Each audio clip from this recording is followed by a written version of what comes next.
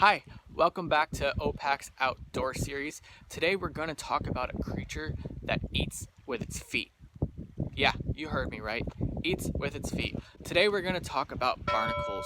Barnacles are a very misunderstood creature. There are over 1,000 species of this creature. They like really turbid and rapid environments, so we find barnacles on the shoreline, both on rocks and on hard surfaces like pilings for docks. We actually can even find barnacles on whales, and as most boaters know, we find barnacles on the hull of our vessels. So why do barnacles like these fast-moving, turbid environments? Because there's a lot of plankton. They are filter feeders. A lot of people think of barnacles as being relatives of mollusks. So think of clams, snail. In fact, barnacles are actually crustaceans, so they are more closely related to lobsters and shrimp. If you've followed us before and you've seen our plankton video, we've actually seen a larval barnacle under our microscopes, and they actually spend a little bit of time as plankton when they're young in their juvenile stage. And as a barnacle grows up, it finds a hard surface like those rocks or a whale or the bottom of a boat, and it latches onto that surface, and it actually stays there for its whole life, unlike other crustaceans that migrate or move from place to place.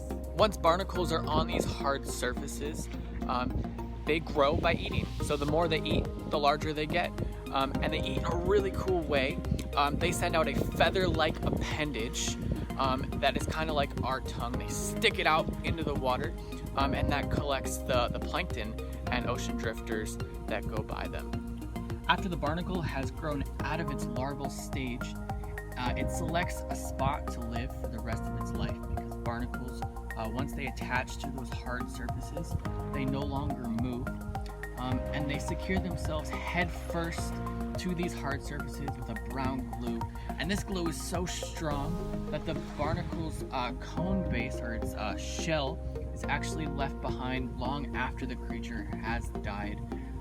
And that glue is so strong that scientists and dentists, they're trying to figure out its adhesive properties to use in their own applications. And now that this larva is attached to a hard surface, it can begin to build its tough house that it creates. And this is through calcium plates that encase them. And they're cone-shaped. The barnacles have 6 of them that form a circle. And they use these plates as doors. The barnacles use these doors to close themselves and conserve moisture when the tide goes out, and then they open those doors back up to allow that feathery appendage out to be able to eat the plankton that go by. Uniquely, barnacles are hermaphrodites, which means that they have both male and female sex organs. But they cannot reproduce by themselves. They need their neighbors to create babies. And as you see here with all of our barnacles on these rocks in the rocky intertidal zone, they live very close together. Newborn barnacles are released with one eye. They kind of look like shrimp, and they are then in a planktonic stage. They eat a lot of food in a short period of time, and then grow up and repeat the cycle that their parents do.